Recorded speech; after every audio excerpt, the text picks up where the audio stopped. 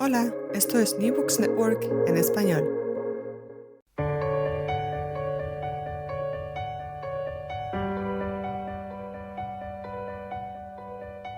Todo comenzó ayer.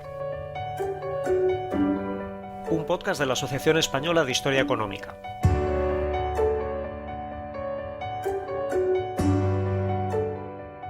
Hola, ¿qué tal? Soy Fernando Collantes de la Universidad de Oviedo y esto es Todo comenzó ayer, un programa para comprender nuestra economía y nuestra sociedad desde una perspectiva de largo plazo. Hoy nos acompaña David Castells Quintana, que es profesor lector de Economía Aplicada en la Universidad Autónoma de Barcelona. Hola David, bienvenido. Hola Fernando, ¿cómo estás? Y hola a todos. David Gracias por Castells tenerme. es un especialista en economía del desarrollo con especial interés en la concentración espacial y social de los recursos. En diversos artículos ha tratado temas como la urbanización, la desigualdad, el crecimiento económico, el cambio climático. Es autor de 3 libros: Los riesgos de un planeta abarrotado, ¿Qué planeta heredarán nuestros nietos? Y por último, el libro que acaba de sacar al mercado el Servicio de Publicaciones de la Universidad Autónoma de Barcelona y sobre el que vamos a charlar hoy, que se titula La esquiva búsqueda de la prosperidad, una breve historia del pensamiento económico. David, en este libro resumes en tan solo 175 páginas la historia de las ideas económicas desde la Grecia antigua hasta el presente. Nos cuentas que ya en la Grecia antigua o también en la cristiandad medieval, también en el Islam, encontramos reflexiones que podemos considerar pensamiento económico. Y aún así, quizá la primera gran figura que aparece en tu narración es Adam Smith, que en la Escocia de finales del siglo XVIII cuestiona las ideas establecidas acerca de por qué los países son ricos o pobres. Correcto, tienes razón. Bueno, es verdad que, claro, el libro hace un esfuerzo de sintetizar lo que podrían ser volúmenes de historia del pensamiento económico con el objetivo de hacerlo fácil de leer y accesible tanto al economista, al interesado en historia del pensamiento económico, como al que no. Y ese es un poco el objetivo del libro, centrándose obviamente la historia del pensamiento económico es muy amplia. En el libro me centro en lo que es precisamente lo que mencionas, ¿no? Digamos, la definición de riqueza y cómo los países se desarrollan y al final, pues, esa búsqueda de la prosperidad tanto a nivel individual como a nivel colectivo, ¿no? Que es un poco lo que le da título al libro. Es verdad que, claro, estudiamos el pensamiento económico desde la época clásica, pero lo que intento es rescatar algunas ideas de la antigüedad para ver claro, que el pensamiento económico ha estado ahí a lo largo de los siglos.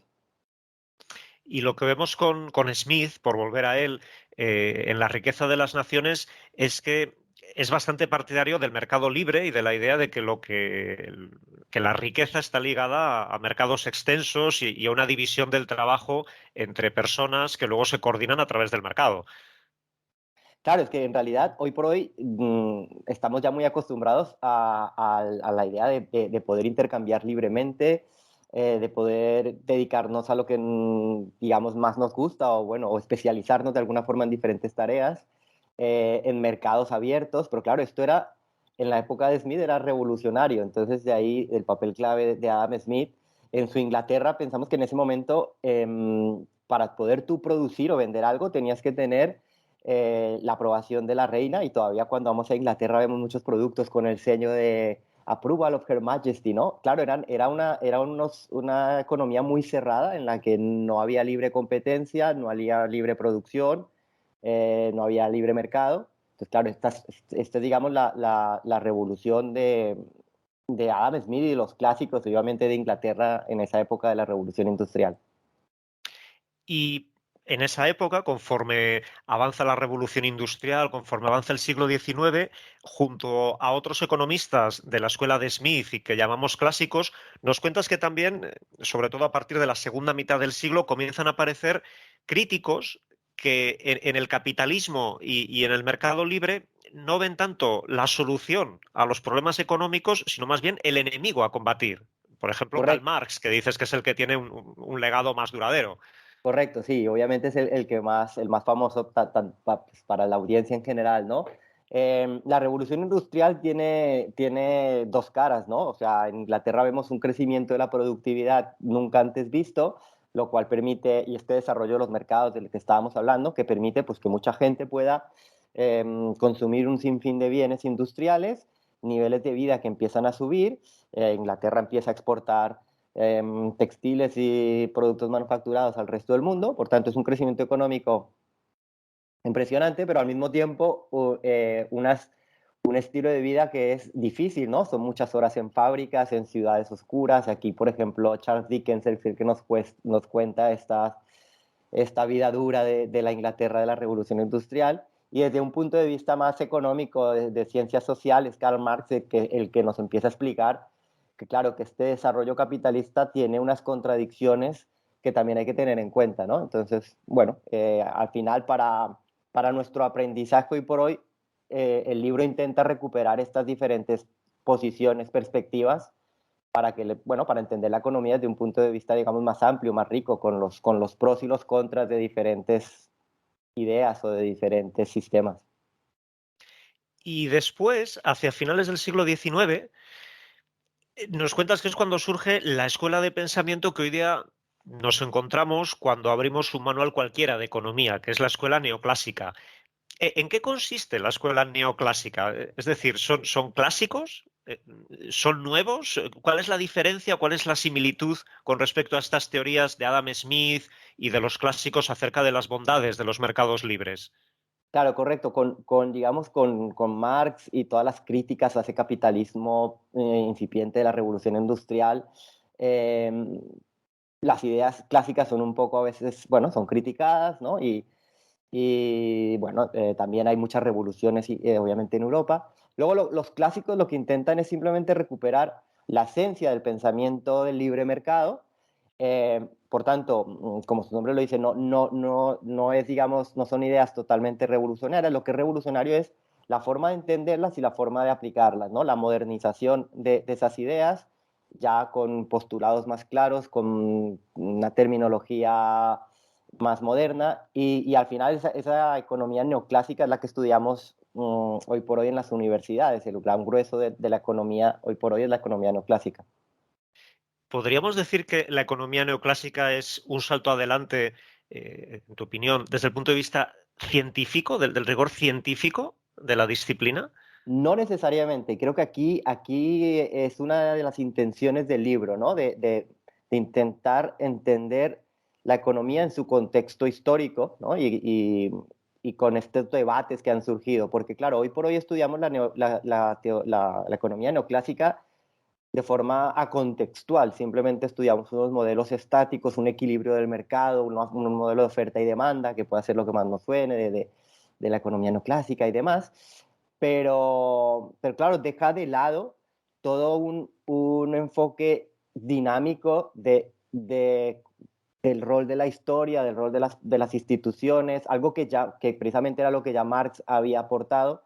Por tanto, sí, la economía neoclásica moderniza la ciencia económica, pero al mismo tiempo comete un error que es grave, que creo que todavía sufrimos, y es el haber simplificado mucho lo que es una ciencia social, que debería tener en cuenta muchos contextos, muchas dinámicas, y haberla convertido en un conjunto de herramientas matemáticas, gráficas, que dejan de lado mucho de la realidad. Tu siguiente parada en el camino, después de presentarnos esta escuela neoclásica de finales del XIX, comienzos del XX, llega en la parte central del siglo XX, cuando se produce lo que tú llamas el regreso del Estado en la teoría económica. Por ejemplo, de la mano de los llamados economistas del desarrollo, como Gunnar Myrdal, Albert Hirschman. ¿Por qué estos argumentos a favor de unas políticas públicas activas? También, por ejemplo, en el mundo, para el mundo desarrollado están las teorías de John Maynard Keynes, que también forman parte en tu visión de este regreso del Estado. ¿Por qué? ¿Cuáles son los argumentos a favor del regreso del Estado? Correcto, la historia del pensamiento económico, resumida fácilmente, a veces es como un péndulo que va desde defender el libre mercado y las decisiones individuales y poca intervención estatal, y luego defender una intervención del Estado, y este péndulo a lo largo de la historia va y viene, ¿no? Entonces, claro, con los neoclásicos que estábamos hablando antes, lo que los neoclásicos lo que defienden es nuevamente una libertad de mercado, un laissez-faire, ¿no? Que no haya mayor intervención pública. Pero claro, el siglo XX nos trae las guerras, nos trae depresiones, nos trae desempleo. Además, obviamente es el siglo en el que los procesos de descolonización toman fuerza, y esto pone a los países frente a la necesidad de industrializarse, por ejemplo, en el caso de los países en desarrollo, y en Europa el hacer frente pues, a la reconstrucción de las guerras, al desempleo que ha generado los años 30. Y esto, claro, los mercados, Keynes y otros economistas, pues empiezan a entender y a explicar bien cómo esto los mercados no van a ser capaces de solucionarlo. Y aquí los argumentos de ese regreso del Estado, una intervención pública, que en los países desarrollados significa básicamente reconstrucción tras las guerras, tras los choques de la primera, sobre todo obviamente de la primera mitad del siglo XX. Y en los países en desarrollo, y esto es lo de los economistas del desarrollo que mencionabas, es la necesidad de industrializarse como ya lo han hecho los países desarrollados. Bueno, son países jóvenes que se están independizando y que necesitan, eh, bueno, cambiar su estructura económica. ¿Y podríamos decir que estamos ante teorías desarrolladas para supuestos que no cubría la economía neoclásica original, o estamos ante teorías económicas radicalmente diferentes? Yo creo que los economistas del desarrollo del siglo XX tienen bueno, el mérito, digamos, su aporte es precisamente enfocarse en unas realidades que los economistas clásicos desconocían prácticamente, porque bueno, ellos habían prácticamente todo su realidad era la realidad europea, la realidad inglesa. Entonces, claro, entender los obstáculos al desarrollo que podían enfrentar países en desarrollo 150 años, 200 años después, pues no es fácil. Entonces, sí, claro, son realidades diferentes, son países que han sido colonias. Por tanto, aquí los economistas del desarrollo piensan en una industrialización en un contexto diferente al que podía haber pensado Adam Smith o los economistas clásicos. En cambio, en las décadas finales del siglo XX, parece que este péndulo del que nos hablabas vuelve a girar. Y de hecho, nos hablas, y cito textualmente, de una contrarrevolución neoliberal, que tiene diferentes autores y diferentes focos, pero que da la impresión de que su epicentro está en la Universidad de Chicago, a la que llega Friedrich Hayek en la parte central del siglo XX, y luego de ahí salen Milton Friedman, Gary Becker. ¿En qué consiste esta contrarrevolución? Correcto, bueno, entonces esta es la idea volviendo al objetivo del libro, ¿no? Que entendamos las ideas económicas y los conceptos y las teorías económicas en su contexto histórico y de dónde nacen. El siglo XX, tras las guerras y ese periodo de reconstrucción en el que el Estado tiene un papel muy importante en la década de los 50, de los 60, sobre todo a principios de los 70 también, donde se expande el estado del bienestar, todo esto se acaba con las crisis de los años 70, las crisis del petróleo y lo que los economistas llamamos la estanflación, ¿no? De los años 70, en las que tenemos una parada de la actividad económica, pero al mismo tiempo, por la crisis del petróleo, una subida de los precios. Algo a lo que las políticas keynesianas, que eran las dominantes, no saben dar respuesta.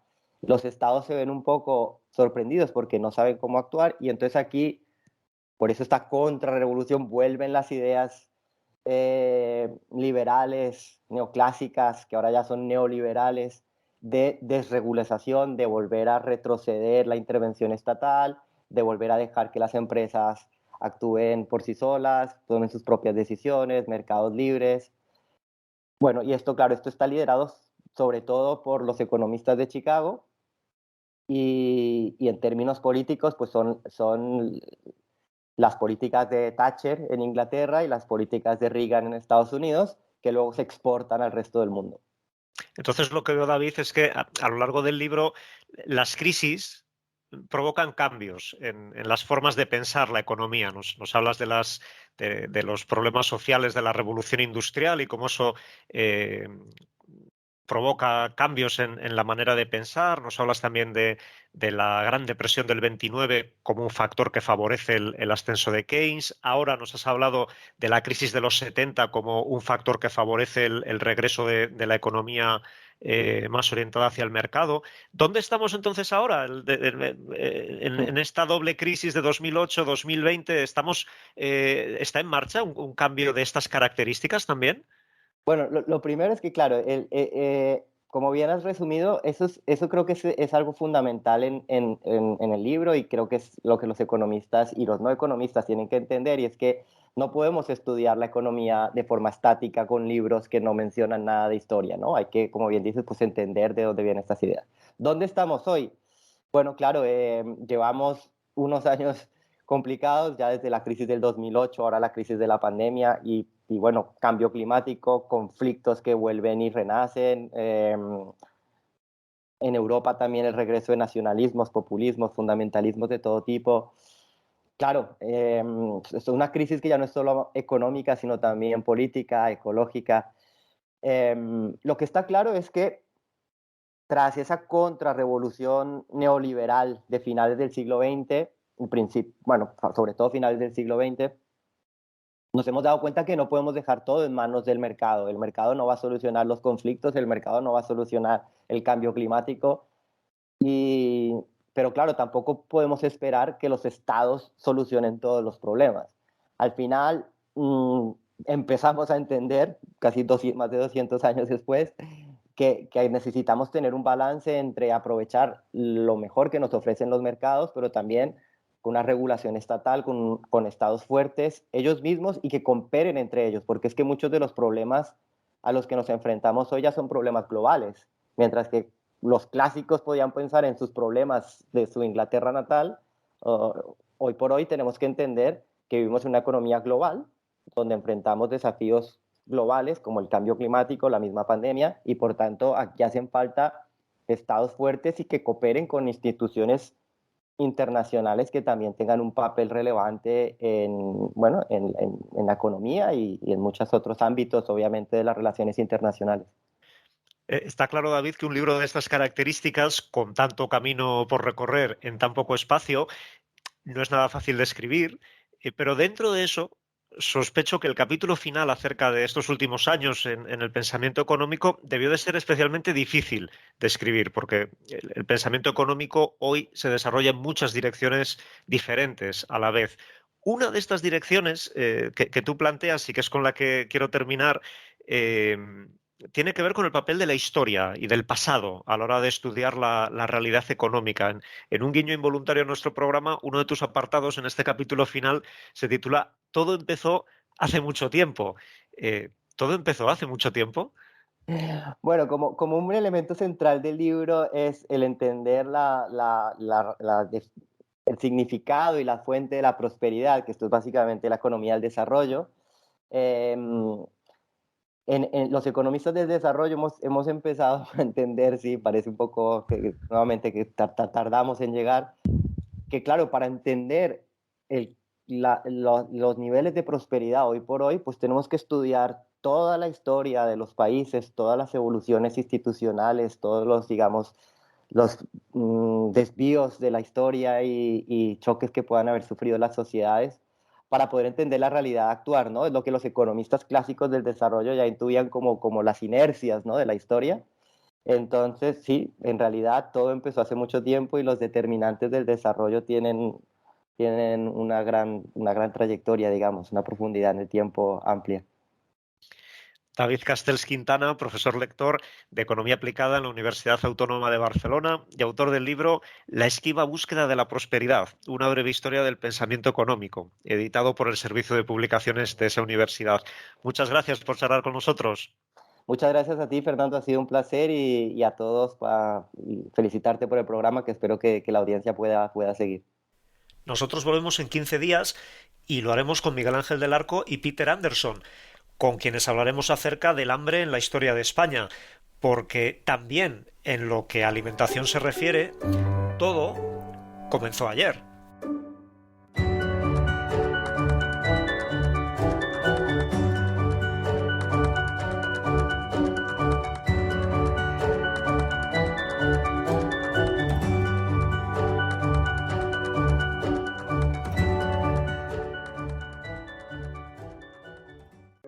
Gracias por escuchar New Books Network en español.